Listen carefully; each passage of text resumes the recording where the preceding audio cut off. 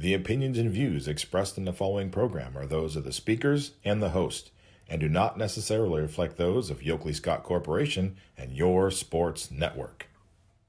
Yeah, I've been closer to Jesus before, so can you help me out? Oh, can you help me out? Am I on my own? Am I on my own? But can you help me out? Am I on my own? Am I on my own? Or can you help me out? Can you help me out? I've been scared to look in my soul.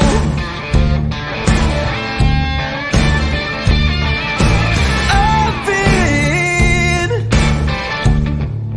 afraid I would follow the road. Yeah, afraid of the things I've been told. And hello, party people. Welcome inside to a wonderful and exciting Friday episode of Running Point, brought to you once and always by Greenwood Chevrolet in Austintown. Gonna do what I always do, put them in the top right-hand corner of the screen so you know where to go if you're in the market for a new or used vehicle. Make sure to head on down to Greenwood Chevrolet in Austintown. They go the extra mile for you. We try to do the same here on this show every single day, and we will continue to do so today. One of the great shows that we have for you, it's Friday football, which means it's week 10. Last week of the regular season. For some of these teams last week, they'll be able to play. For others, they're fighting for a playoff spot, and some teams are just fighting to take momentum into an already secured playoff spot. There are still conferences on the line as well. It's going to be a fun Friday night, fun week 10, as we are finally at the end of the regular season. It feels like just yesterday we were talking week 1, getting ready for football, doing coaches previews and team previews and a lot of that fun stuff. And here we are getting ready to do that for basketball and getting ready for wrestling as well, with the fall winter sports coming up, with the fall sports winding down. Can't believe it. What we're also going to do today, we have a player profile to feature as we continue to go the extra mile by featuring players and shining a spotlight on them. It's Kean Hartley, the running back senior from Columbiana. We'll feature a player profile with him a little bit later on in the show. And we're also going to, of course, recap last night's action. We won't forget about the tournament stuff that went on last night, and we're going to start with that. Let's go to the scoreboard. Brought to you, as always, by Burnett Pools, Spas, and Hot Tub. Going to put it on full screen there so you can see what I see. Burnett Pools, Spas, and Hot Tubs, the presenting sponsor of the YSN scoreboard. What a tool this is for YSN fans, whether you're at a game or maybe you're watching one of our broadcasts and you don't want to get away from your screen for too long during a commercial break. It's a quick, easy way to get live updated scores every night on the YSN scoreboard. Presented by Burnett Pool Spas and Hot Tubs. A lot of people behind the scenes put in some work to get this scoreboard done. Shout out to Chase Hartman and Ryder Dye, the main two that do it, but I know Steve Leslie and Quinn and Pushkar and Chris Sigler also do a good job making sure these are all updated for you. So want to give a little bit of a props to our scoreboard team as we hop into the scoreboard from last night and see what went down. Thursday night, tournament volleyball. We'll do the first 3 columns and then we'll move on to the last one when we're done. Fitch gets the win over Brush. This was no problem at all for Fitch. They brush away the competition. Pun was absolutely intended there. They get the win 3-0. You have Warren JFK falling to Campbell Memorial. The Red Devils punched their first ever ticket to districts as a volleyball program. Congratulations to Campbell Memorial. They have absolutely earned this trip, and they are going to districts for the first time. Tyler Allen has done a great job with those girls. Hey, shout out to Newton Falls and all the great people over there. They get the win. They're moving on to districts. They beat Wyndham 3-0. Got some stats for this one. that we're going to share because Newton Falls definitely had a great day.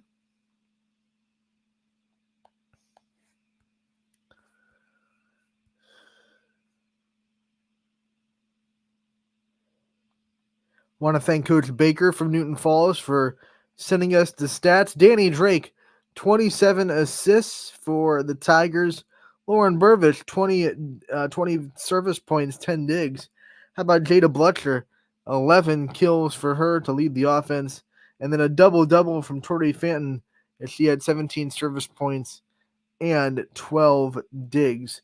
Newton Falls advances to the district semifinal where they will play Western Reserve Tuesday, and that game will be in Columbiana High School, as those two teams are part of the Division IV Columbiana District. Also want to share some stats for that Camel game, and I want to thank Tyler Allen for always reporting stats from his team. Let's see, Syra Cross had 2 aces, so did Alicia Rudolphi. Kendall Brunn led them in kills with 12. Mylena Williams had 8. Syra Cross had 4. In the blocks category, Kendall Brunn with 2. Angelise Diaz with 2. Carla Ramirez Ortiz, 29 assists. And then Diggs, Syra Cross with 7. And Angelise Diaz with 6. Move on to Crestview. They got the 3-set win over Beechwood. No problems there. We knew Crestview would have an easy time with their sectional games, and they absolutely did. They win in 3. West Branch goes to Kenston and beats Ursuline by the final of 3-1. West Branch advances to the district semifinals, which are actually closer to West Branch than Kenston was. You go all the way to Kenston to play a local team, but they battled through adversity. They lost set 1, won the next 3 to win 3-1. Southern Local ends the Cinderella story of Jackson Milton. They win 3-0 over the Blue Jays and avoid the upset. Garrettsville Garfield, probably the game of the night, honestly. They fall in a really tough one to Dalton. Back and forth match in Crestview, but Garfield some mistakes in the 5th set. They had all the momentum. They won the 4th set 25-22. But then, that 5th set, you can't come back from a tough start. You don't have the time. It's only to 15. And Garfield absolutely just made a couple of too many mistakes in that 5th set. Gave Dalton enough of a cushion that they were able to win. Final score of that 5th set was 15-7. And it kind of evened out after Dalton took a pretty big lead. And then Garfield was going blow for blow for them. But at that point, Garfield could not afford to trade points. They had to get a rally. They could not. So props to Dalton for being able to keep Garfield at bay and bounce back from losing the 4th set that could have won them the match and getting momentum in the 5th. Because a lot of times in high school, I would say, like, I'm just picking this number out of the air, but maybe 75-80% of the time, the team that wins set 4 to force a set 5 usually wins the match. And last night, it was not that case. It's hard to bounce back from that kind of momentum when you feel like you had it won and then team comes back and forces a 5th. It's hard to gather momentum after that situation. Dalton did a good job, so congratulations to the Bulldogs. Western Reserve, an easy win over Lowville. 3rd time was not the charm for the Rockets, as Western Reserve gets the straight set victory to advance to the district semifinals. We go into boys soccer. Camel, they fall to Warren JFK. A kind of a slow start for the Eagles. They had some time off, and remember, they ended the regular season with a loss to Lake Center Christian. So they had a loss, and they had a big layover. So you could tell first 10 minutes or so of this game, they were just kind of shaking the rust off. But once Nick Ryan hit one hit off the head within the 12-minute mark, everything started to open up for JFK, and the floodgates were unstoppable for Camel. They lose 6-0 for Warren JFK. Big matchup on Tuesday. This sets up JFK versus South Range in the district semifinal. Can't wait for that one. Columbiana gets the win over Middle Ridge, 3-1, the final score. Clipper boys moving on. How about Newton Falls? Their volleyball team won, and their boys soccer team also gets the win. A great night for Newton Falls. Great people down there in in Tiger Country, and they get a win on the boys soccer field 2-1. Crestview, they fall in a tough one to Champion 3-2, a very hard-fought battle between two teams that are so familiar with each other in that MVAC grade tier. Champion gets the slight edge 3-2 in a 1-goal victory. South Range takes care of East Palestine 11-0, the final score there. Beechwood all over Liberty, the final score there for that one 8-0. So Beechwood gets a little bit of revenge for their volleyball team and gets a win. Girls soccer, we had a couple of games. Division 1, Boardman went down to Hoover and got the win. That's 2 straight road victories for the Spartans as they win 3-2 over North Canton Hoover to advance further in the district tournament. Howland falls in shootouts to Glen Oak, and the final score there was 2-1 de facto. That's what it says on the bracket, but when you go to shootouts, it's tied at 1 after 2 overtimes, and you just take penalty shots.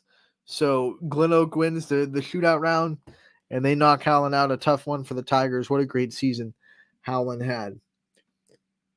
And then Streetsboro was able to beat Struthers 5-0 in girls soccer as well. And then we have regular season volleyball from PA Mohawk.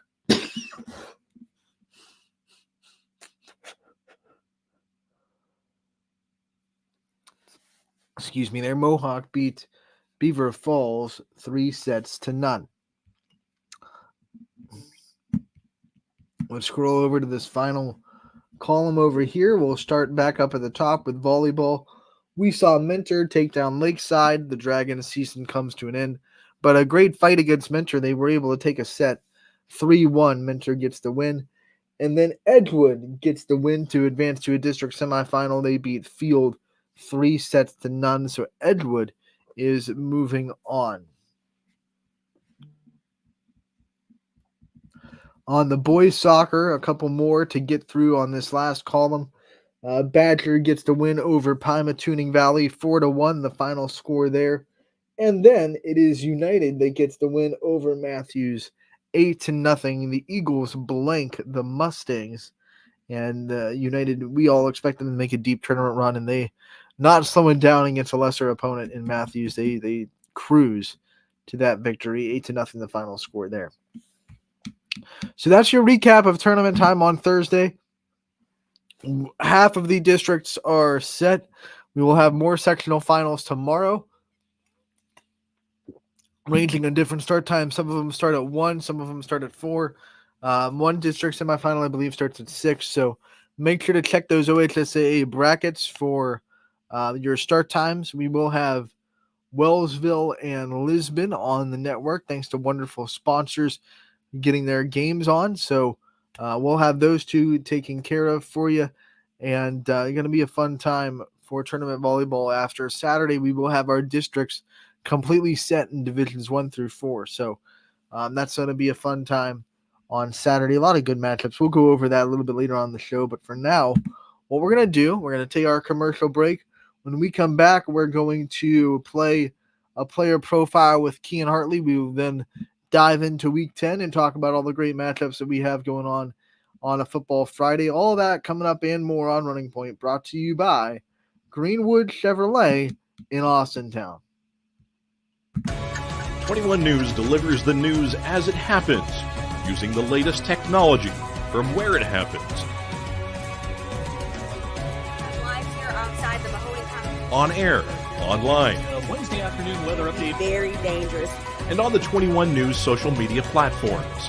I'm on the road right now. 21 News, the Valley's only locally owned source for trusted news since 1953. Craftsmanship to us is 60 years of pride and dedication. Passed down from generation to generation. The hardwood floors that your kids take their first steps on. The solid wood doors you quietly close at night. The things we create day in and day out are the products that end up turning your house into a home. At Baird Brothers Fine Hardwoods, uncompromising quality and craftsmanship built our business. And it will keep us moving forward for generations to come. Going the extra mile at Greenwood Chevrolet means we want to take care of the community that takes care of us too. And we have to work together always. And that's how you stay in business for 40 years. You know, I love being a helper because when I help somebody, it makes me feel good.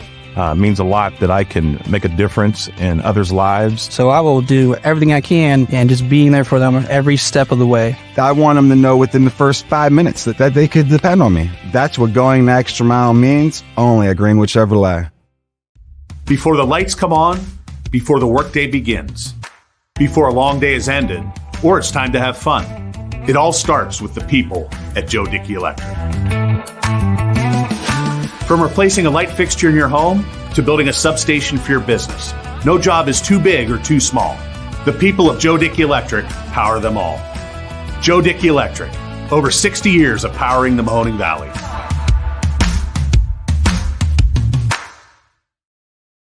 Welcome back to Running Point on ysnlive.com, brought to you as always by our good friends over at Greenwood Chevrolet in Austintown.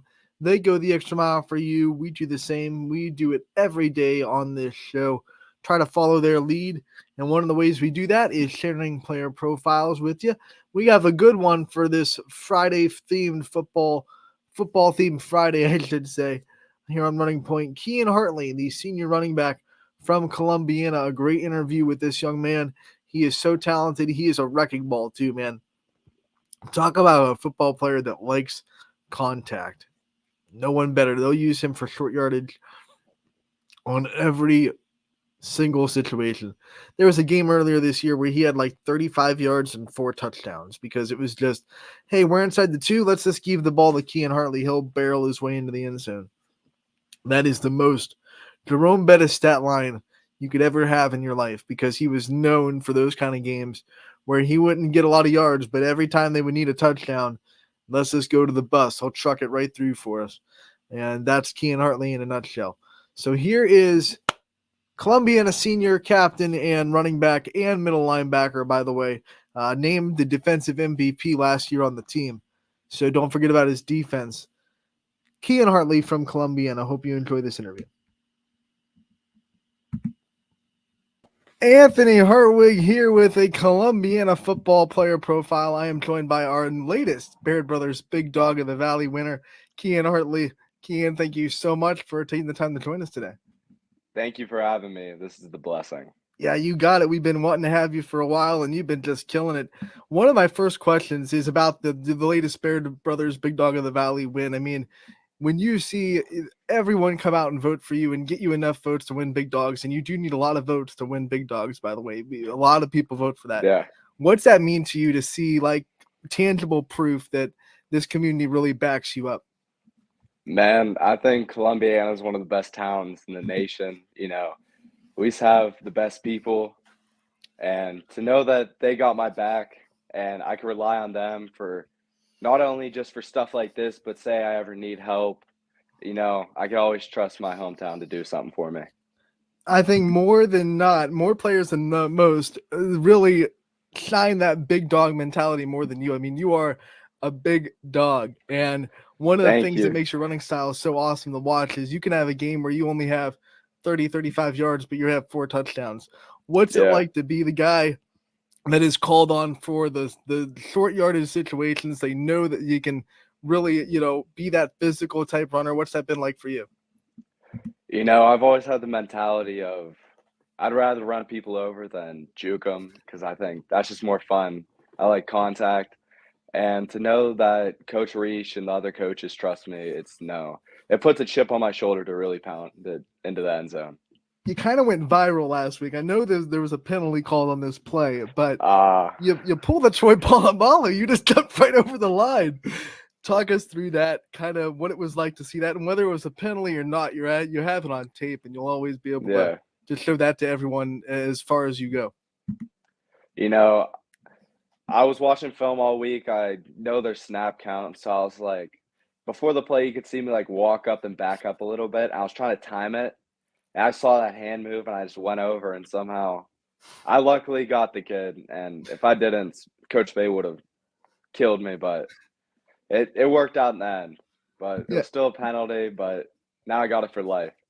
Let's talk about this football team. You know, the first 3 weeks we were watching Columbiana, and they were right there. You know, you were a couple of plays away from winning a lot of the games that you lost this season.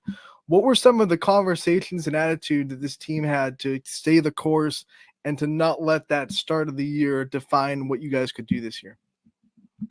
It was just the comeback mentality. It was like week 1, Lovo lost by 1 point. Week 2, you know, lost by touchdown, and then going into Western Reserve. Western Reserve played a really good game, and I give them all the credit. But we really didn't play up to our full potential. So going into, you just had to get together. How cool is it as a part of this team to know that after that start, you have worked your way back for a chance to get into the playoffs this week? I mean, what's that say about this team's, like you said, comeback mentality and the grit that this team has? I mean, we all know Coach Holmes walks in the locker room and it's like, we have that underdog mentality every day, and it just gets us going. And I really do think we play better when we have a chip on our shoulder. Yeah, I mean, it's been that way for Columbiana for a long time. What do you think it is about this program that builds that attitude, no matter what kids in the locker room? I mean, we have a lot of alumni come back, and then we have the big man in front and Coach Spate. He's been there forever. And he brings a lot of his guys back, and they come in, they talk to us, they tell us what it means to be a Clipper. And let's talk about Coach Spate. It's a legend, a bona fide legend in Columbiana. Like you said, he's been there forever. There are probably people that are 40 years old that can tell you how much Coach Spate meant to them playing football. What's it mean to have a guy that is just so drenched in Columbiana tradition coaching you? It's awesome because not a lot of people can say they have a coach that's almost coached their dad. You know, my dad graduated in '86. He came a little bit after, but he coached against my dad. My dad knew him before, and it's amazing to have just a mentor that has been through so many kids and has seen so many different personalities and all that. So he gets the gist of who you are and what you're here for. If you had to describe Coach Spate's coaching philosophy in a sentence, how would you describe it? I don't even know. Intense and preaching discipline is the best way I would describe it. What were some of your first interactions with him? I mean, obviously, you probably knew him even before you got into the high school football program. What were some of the first times you got to really meet and interact with Coach Spate and really get your first impressions of the guy? 6th grade, going in and I had a rough middle school stretch where I was the short, fat kid. And I played a running back in 7th grade. And I was slow as molasses. So first thing he said was, "You used to having your hand in the dirt, Hartley." And that was my first interaction. It's been true love ever since. Hey, you still can get your hand in the dirt every now and then. Let's talk about the development. Like you said, you met him in 6th grade, and now here you are, a senior in high school. What do you think have been some of the ways that you've grown the most as a player since then? Definitely growing taller helped me a lot. Until sophomore year, I was under 5'8". I was 5'6" freshman year. Those growth spurts, and then just being in the weight room and having coaches that push me in the weight room. And that's just the biggest part of football is that off season. You don't get away with being a guy that likes contact without getting in that weight room and putting a lot of work into it. What's your favorite kind of weight room circuit that you go through? My favorite definitely has to be the cleans. That's what I beat out. Bryce Evan, Jason Martin are out here deadlifting 600 pounds. So I'm a little weaker than them in that aspect, but I could really beat them up on the power cleans. So it makes me feel good about myself. You gotta get competitive with those guys in some way, shape, or form. The one thing about weight room is there are days where I'm sure you're not feeling it, right? It's a lot of work. Yeah. What pushes you through those days to get you, into that moment, into that mental state where you have to push through those days? Coach Bates' motivation before the lifts, and then Another one is, I don't know if you know this, but the number 6 has been passed down through generations. So starting out with Jake Ward, and he's been a really big motivator for me. And I definitely have to give him a shout out on that because he'll tell me when I'm slacking. And then my dad pushes me a lot. He was one when I was younger, had me out back in our yard doing ladder drills. So that's definitely how I get through it. I think about my family and then the people who are counting on me. With that number 6 being passed down, what's it mean to you to be able to wear it and to be able to represent that number every night? I have a lot of pride in it. You know, Jake was first team All State. X was on All State. It was just, it's pretty cool, and I just want to live up to that standard every time I'm on the field. And then Philly was a great player. Number or not, you also get to represent the Columbiana Clippers. You get to represent that school system, those colors. What kind of gives you pride in being able to do that every Friday night as well? Feeling the community behind me every Friday night. I mean, winning big dogs huge because so many people have to vote for you, like you said. And then, you know, Columbiana's been a big part of my life because, I don't know, my dad went here. He graduated in '88. He was a captain. And then he really showed me what it meant to be a Clipper. Let's talk about those Friday night lights. A lot of players tell us there's no feeling like it, and they can't even quite describe what they go through on a Friday night. What about you? What makes Friday night lights so special for you, and a feeling that you might never get back in life? I know I'll never get the feeling of nervousness before the game because I put a lot of pressure on myself before the games, and then as we get closer to kickoff, then I'm out on that special teams. It just turns into confidence. A lot of people say those nerves go away the first play. Is that like that for you, or does it take a little bit of time to get those butterflies out of your stomach?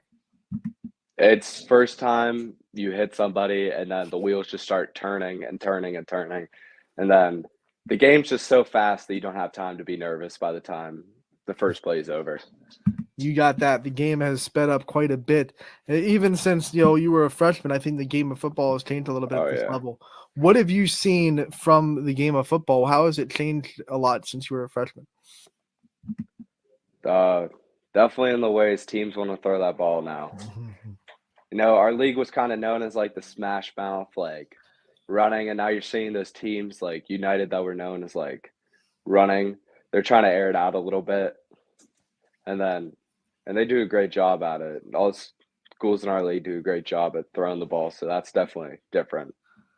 Okay, that EOAC is still tough-nosed, and there's still plenty of teams that love to just be physical. I'm going to put you on the spot there and say, who are some players that you have had the privilege and feel like you are honored to be able to compete against? And, just you love the way they play football. You wish they were on your team, and every time you play them, you're in for one of those fights.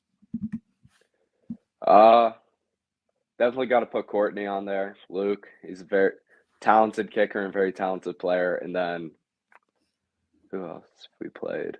Hinchcliffe from Lisbon was tough and only a sophomore.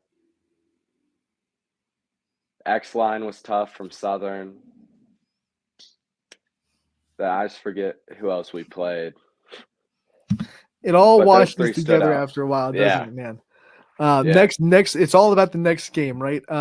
One of the things I love about technology that we've built is you can watch film anywhere, right? So you have the iPad, you can bring up film anywhere. It's not like the old days where you'd have to sit in a classroom and watch the projector, and that was the only time that you could watch film. Where's your favorite spot, or what's your favorite time of day and spot to go and watch film and study the next team that you're playing? Second period, Clipper Graphics, Mrs. Misos room. That's the best place to watch film.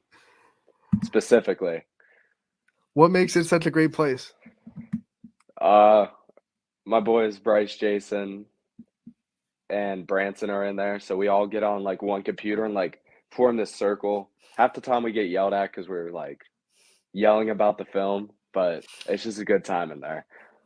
Let's get to know you a little bit off the field too. Obviously, you put so much of your time and effort into football, but what kind of things interest you outside of the sport? I like fishing. I fish a lot. I just like hanging out with my friends, and then my girlfriend Carly. I hang out with her a lot. What's the biggest fish you've ever gotten? It was a 5-pounder Nice. bass. I know it's not. I'm gonna get flamed on here for it's kind of small for claiming to be a fisherman, but it was a pretty cool experience. You got a lot of life to live before you can get a bigger Yeah, fish. You know what I mean? You got a lot yeah. of time. Don't rush it, man. 5 Oh yeah, pounds is a lot more than a lot of people have caught. I'll tell you that much. yeah. When you think about team chemistry and bonding with these teams and the locker room of a football team is such a brotherhood, what's it been like spending 4 years building with these kids, not just on the field, but obviously what like we're talking about off the field, being able to build the relationships you have with your teammates? I'd say it's been these guys are my best friends, and there's nothing that could change that. If I ever have a problem when I'm older, I know I'm calling my group of seniors because I know they'll always have my back. And from laughs to losing seasons like last year, we've really, and most teams it would like pull them apart, but we stuck together and said, okay, we're going to get through this. We're going to do this. We're going to change this culture. What is your favorite thing to do with your teammates off the field to kind of build that chemistry? We usually either have a fire at my house or we just kind of run around, or we go to the locker room. We play Xbox up on the big projector. I was Coach Bay waiting for might the be video. mad to find that out. I was waiting for the video games. Yeah, definitely. Everyone's got to get on the sticks. What are the go-to games for you guys? We actually only play one, and that's Gang Beast. It's like this weird like game that you like just try to throw your friends off of stuff. Who's the best Best at way it? I can sure. Jason, but I don't want to admit it. Branson thinks he's the best, You but got to give him some props, man. Jason Martin, and I kind of hate playing video games with him because I'm definitely the worst. I'm awful at video games. Can't be good in everything, man. Yeah. When you think about your future, as something we have to talk about because you're a senior, graduating from Columbiana in the spring, what kind of things await you after high school? I hope that I could play somewhere, but if opportunity doesn't really show itself, I'm also fine with going to college, getting a 4-year degree, and then going and working a job. When you're looking at places that you might be able to play, what kind of things would you be looking for? What kind of things would pop your eye and say, this is a place that I could call home and I could play football for the next 4 years? Definitely a place that's close to home. I don't like going far. I get really homesick. Has the same type of mentality or like culture as Columbiana, discipline. We're gonna do this way, the way it's supposed to be done, and do it like that every single time. Imagine as long as they let you hit people, you'll be a happy camper. Yeah. Whatever football team you're playing on.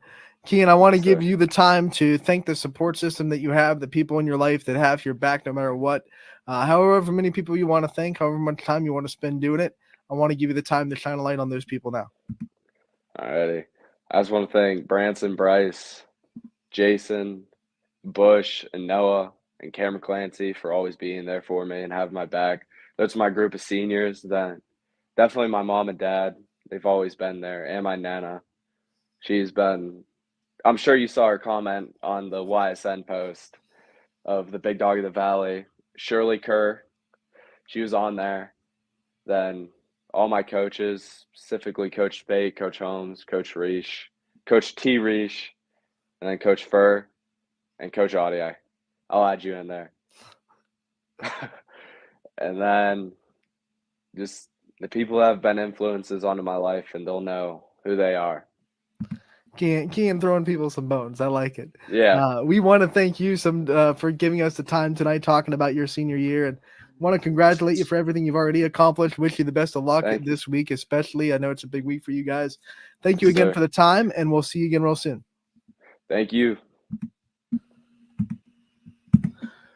Kean Hartley from Columbiana. What a great leader. What a great senior running back. I mean, I've been watching that kid play for a while, and to go through the adversity that Columbiana football has gone through, one of the parts of that interview I liked was talking about that and saying, hey, we wanted to go out on a good streak. We wanted to make sure that we leave our mark on this Columbiana program. They have the opportunity tonight, if they win, to clinch their first playoff berth since 2017, which, if you do the math, that would be the first playoff berth of those seniors' careers. So we definitely wish Kian and those Columbiana Clippers seniors the best of luck as they fight for a playoff spot tonight. Perfect segue into the games tonight, and let's go into the Burnett Pool Spas and the hot tubs and spas, whatever order you want to go into. On the scoreboard, let's pop into Friday down here at the bottom. If you never used our scoreboard before, the dates are on that bottom line, so you just click on the date that you want to look at. October 20th is today, and let's see what matchups we got going on.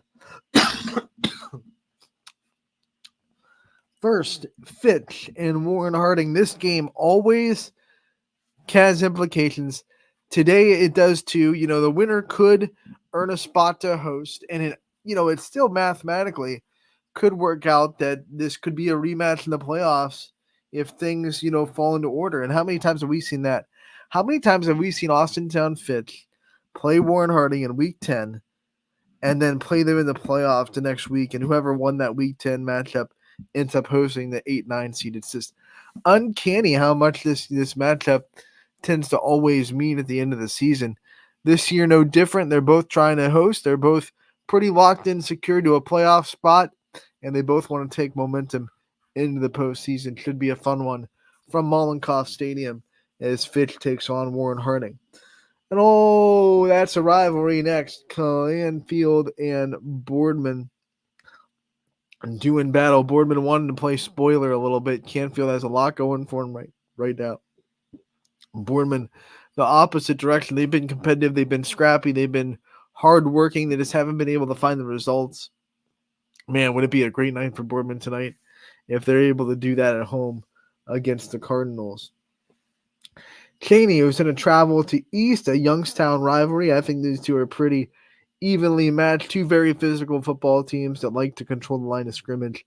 Going to see what happens there. St. Ed's going to Hoban. I would say this is going to be a close game, but every time we say that about Hoban, it turns out to be a Hoban-dominated matchup. They have not had one game this season that has been one possession, and only one game that has been two possessions. Everything else has just been Hoban blowing people out of the water. So no disrespect to St. Ed's. We all know how good they are, but until someone gets close to the Knights, I'm not going to pick anyone to get close to the Knights. This one, I'm going to say Hoban Runaway, because that's what every game this year has been. Prove me wrong. We'll go to Conneaut as they are traveling to Madison, a big opportunity for the Spartans to bounce back from a pretty disappointing showing in Week 9. Conneaut needs a win to secure some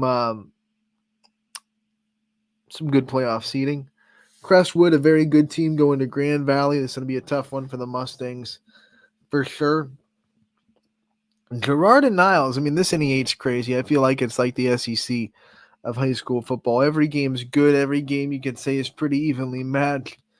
And even though Niles has had a tough stretch the last couple weeks, them at home is a different animal. Girard, I think it's evenly matched. I don't pick the games, thank God. I let the Power Hour Super Show do the picking. I just talk about them. Antoine Gardner, and then Mr. Sims for Girard, both really good players. It's gonna be a fun one in Niles. Gonna be a fun one. South Range can earn the outright NEA championship with a win over Hubbard or a Poland loss as they host the Eagles tonight in their home regular season finale. They will surely host a playoff game as well. The Raiders right now sit at the 2 seed in Division 5, Region 17, in a battle with Perry Pirates, as they're sitting at number 1.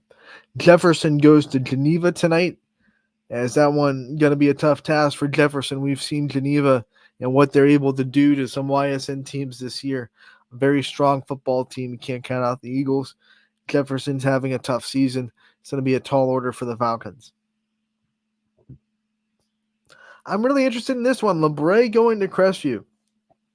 Every week, I say the same thing about LeBray. It just depends on what team shows up. We've seen LeBray look very, very good, and we've seen LeBray not look that good at nights. So, team that's fighting inconsistency, if the right team shows up, they can absolutely go on the road and get this win. But Crestview has played really, really well over the last 4 or 5 weeks, despite the loss to Garrettsville Garfield last week. You got to throw that out the window. I think everyone at this point is losing to Garrettsville Garfield. And Crestview showed early they weren't scared. It was just another one of those games where Garfield had the ball bounced their way early, took some momentum, and just ran with it and never took their foot off the gas pedal. But Crestview tied the game up at 7 early, and they really took their first drive, ran down the field against Garfield. If that Crestview plays consistently through 4 quarters, this is going to be a really fun matchup in Columbiana County. Go to Columbiana County up to Ashtabula County, Edgewood hosting Lakeside. Now, if last week didn't happen, I would say this is, an Edgewood game where they have an advantage on paper. But we saw what Lakeside did to Conneaut last week. And it's like, oh, maybe Lakeside means a little bit of business, right? We're going to have to see if that defense of the Dragons can stop a different style offense in Edgewood. Edgewood is much more spread out than Conneaut, of course. So what can Lakeside do to slow down the Warriors offense, and can they play as well as they did last week against Conneaut? That's going to be a really, really fun one in Warrior country. Lakeview travels to Beaver Local as the Beavers trying to take momentum into this playoffs. They've had an inconsistent season as well. Roller coaster year for Beaver Local, where they've had some big wins. They've also had some tough losses. I think the same can be said about Lakeview. They've had some really big wins.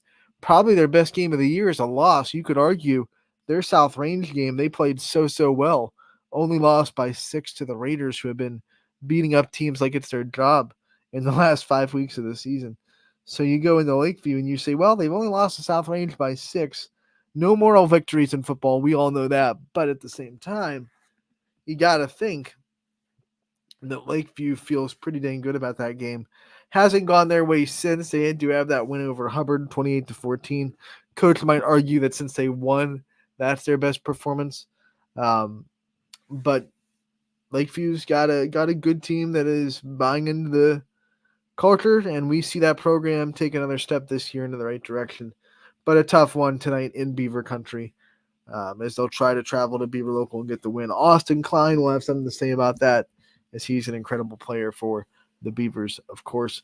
Southern Local hosting Latonia as they try to stay in that first place tussle for the EOAC. Right now they are fighting with United, both with one loss on the year inside the conference. McDonald traveling to Middle Ridge. I think this is going to be a really good one. These two teams really don't like each other. This is a big rivalry. You see a lot of them in Week 10. This one's a big one. I know a lot of people don't, buy into this rivalry as one of the best in the area, but it's definitely inside that school system. They take this one very seriously. I remember when we interviewed Samantha Aulette from the volleyball team earlier this season, and we asked, what's your favorite memory this, or what's the toughest last, like the toughest last moment that you had as a senior? And she said, last time I played McDonald. That's our rival. That's the one we get up for the most. It's quite simply put, it's the one that means the most for Middle Ridge. And this is going to be a big rivalry game for both teams as McDonald travels to Rams. I've been using country a lot today. I'm going to stop that. We're not going to use the word country. We're not going to say any more, mascot country the whole day. That's going to be my promise to you. They go to Middle Ridge, and that's going to be a big rivalry matchup between McDonald and Middle Ridge. Pipatuning Valley goes to Windham tonight. The Bombers trying to get a big win to end the season, and a great field artwork put together for homecoming as well for Windham. If you haven't seen it, go to our Facebook page and check out the I guess you could say drone views of the Windham football field that they put together this week for their game. Big one in the MVAC Scarlets here. Championship on the line. Springfield versus Lowville. I'm not surprised. Every year it comes down to this one, and yet again, Week 10, we see these two teams fighting for a big spot, playoff seeding on the line, conference standings on the line. There's just a lot of reasons to watch this game on YSN. Eric Hughes is going to have the call, and you better tune in. If you don't, check your pulse at the door. That's my advice for you. Next, we have University School going to Howland. We know how good University School is, so Howland's in for a tough task at home in Week 10. Next one, do we have to say anything more about the Holy War? This is Ursuline Mooney. This is the rivalry, right? This is the biggest rivalry in the area. These two teams don't like each other at all. This is just, they have a whole Spirit Week dedicated to Ursuline Week or Mooney Week, whatever school you're in. This is it. This is the one. This is your Michigan, Ohio State. This is your North Carolina Duke. This is your Yankee Red Sox. This is it, right? This is the one where if you're an Ursuline football player, and this is coming from my own dad who played for Ursuline, like his biggest moment was as a young kid, I got to dress for the Mooney game. Like I got to be a part of that game. He had a lot of great moments as a football player, especially his freshman year when they went undefeated and unscored upon as a freshman football team. But his biggest goal was just, hey, I want to dress for the Ursuline game. That's how serious this rivalry is. Like, I don't care if I play this. Let me dress for the Mooney and Ursuline game. People just want to dress for it. So imagine what it feels like to play in this game. It's going to be awesome. This one taking part in Mooney. So going to be fun. Ursuline Mooney, always a fun time. It's the Holy War. Nothing better than that. Tim Corso will have the call. Columbiana fighting for a playoff spot, but it's not going to be easy. Valley Christian comes into town. They have Deshaun Lindsay, who's just a monster to deal with. And Columbiana, they're going to have to earn their playoff spot, right? But if they win, they're in. That's pretty simple, cut and dry. It would be their first playoff appearance since 2017 if the Clippers are able to win tonight.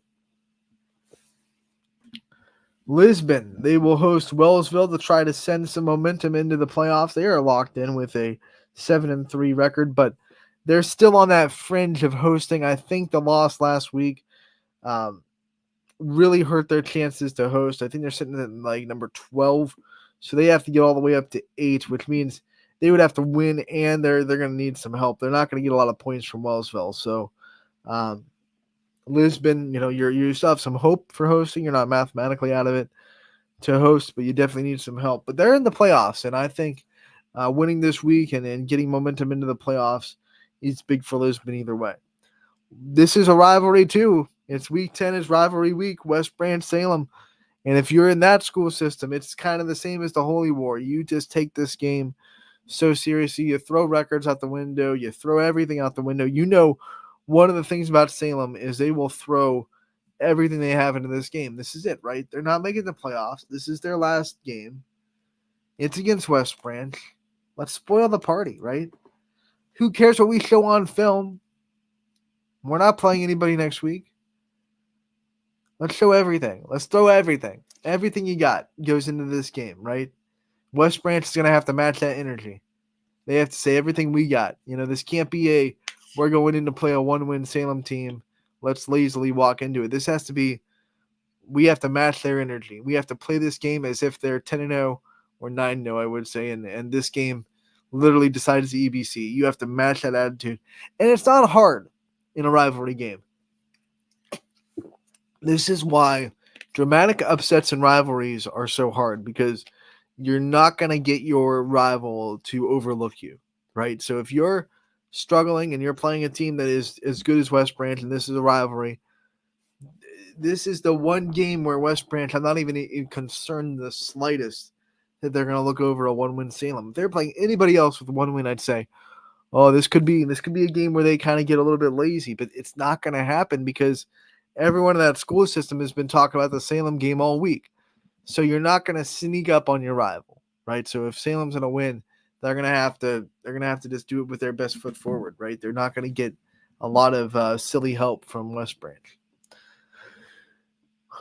And here's another one. Western Reserve, Jackson Milton. My biggest story about this rivalry, and I have one actually, which is surprising, I know, because I'm a South Range grad, and my biggest rivalry stories are usually from Springfield South Range, because that was the big one when I was in high school.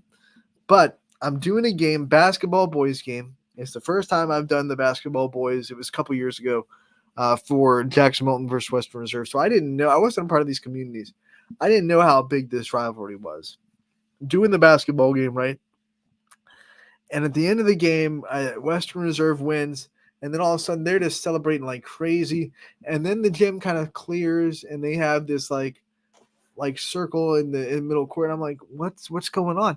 AD brings like this big cardboard box out from the locker room, and I'm like, I guess we better keep the broadcast going because something's happened. And I thought it was like a milestone, or maybe, they I didn't know, but it's a trophy game. Like they have a trophy that will travel with the winner of the second game of the year. No matter who wins the first game, it's just the second game of the year. Whoever wins it between Western Reserve and Jackson Milton gets a trophy, and that was really cool. And I was like, wow, this rivalry means a lot to this community. So we talk about big rivalries. We got a couple of them here tonight, but they're all in that little area right there in our scoreboard. They make a little L.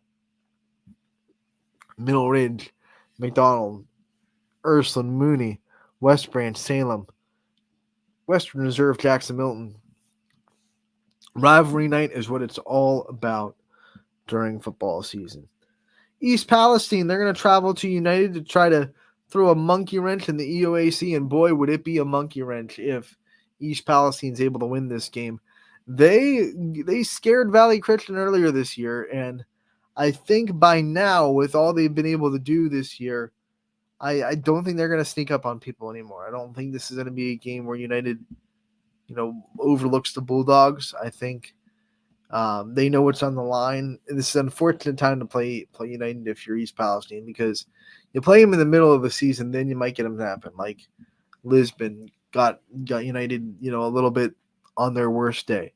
If you get them at the end of the season when they have to win the EOAC, you're just not going to you're not going to get them, looking over you. They're not looking to the playoffs because they have to win the EOAC still.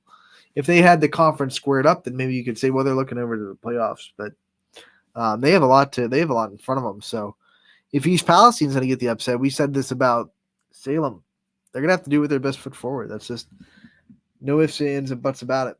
Liberty traveling to Campbell Memorial. The Leopards trying to continue their impressive season. I'll tell you, Dwayne and Dewan Moody, both amazing to watch, and they're going to have some fun in Campbell because I think the Red Devils are going to have a tough time slowing them down on the perimeter, especially. Newton Falls, they had a really good night last night with wins on boys soccer and volleyball, both punching tickets further into the postseason. Can their football team end on a high note? They're going into a very struggling champion team.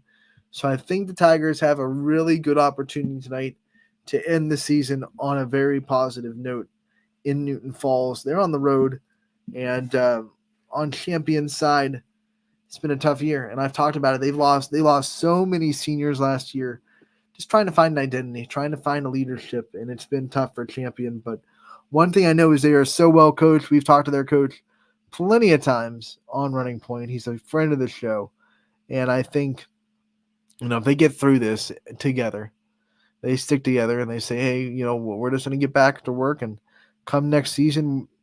Sometimes seasons like this can pay dividends in the year after, because all these kids that are coming in inexperienced have experience now. And the old phrase that I love from Marvel Cinematic Universe, Loki, that he says, I consider experience, right? And I think that works in sports. Champions not winning, they're losing, right? But they're on the field, they're experiencing varsity football, and that's experience right there. Boom, that's all you need. So next year, they're going to have a bunch of experienced kids because they're not graduating a ton of seniors this year.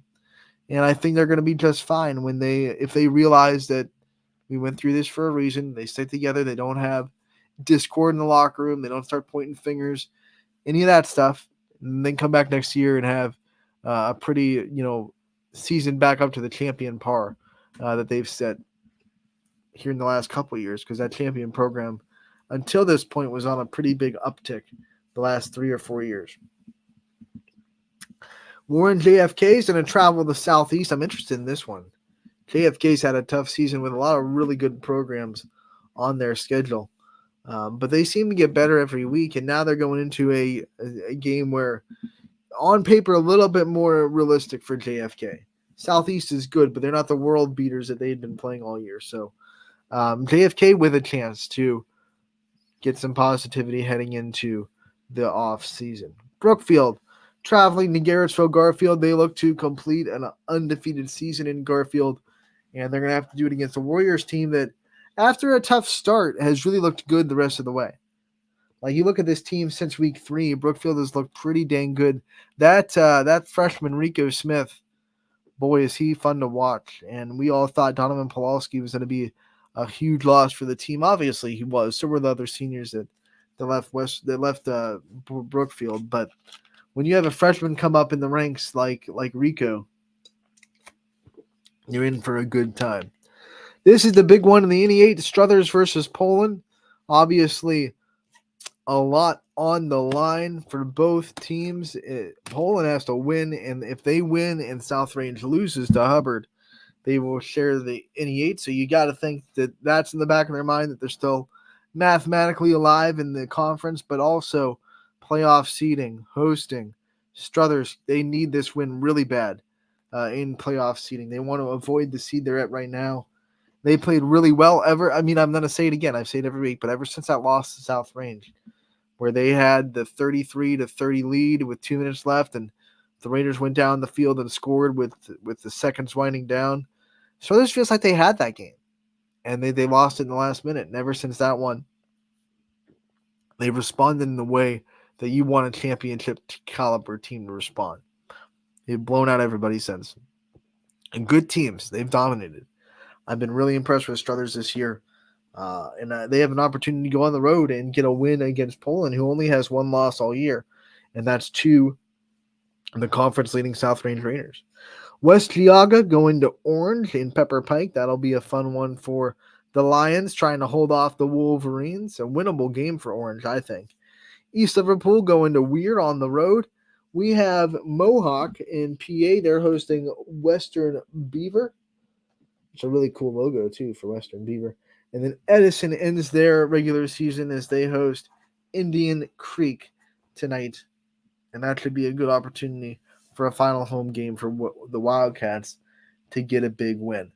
So that's your game. That's your slate for Week 10. All those games found on ysnlive.com/live. Make sure to tune in. Also, it is the last week of the Audible Call. Myself and Mike Ackelson will be down in the athletic studio. And make sure to tune into that. If you want to just flip from game to game to game, that's what we got. And then if you want to watch a game in its entirety, ysnlive.com/live is where you can find it. It'll also be the last week of the Joe Dickey Electric Scoreboard Show. Make sure to tune into that around 10 o'clock. That's a varying start time. It's really dependent on when games start to finish up. But last week for all that, and after tonight, we'll be in the playoff mode. And we will be officially in the postseason for all fall sports, right? So can't wait for that. This is going to be a fun night. Enjoy the night, everybody. Stay dry. I think there's a chance for a little bit of rain tonight. So bring out those umbrellas. Stay dry. Have fun. Tune into the Audible Call. Tune into the games. All of it can be found on ysnlive.com/live. This has been Running Point, brought to you by Greenwood Chevrolet in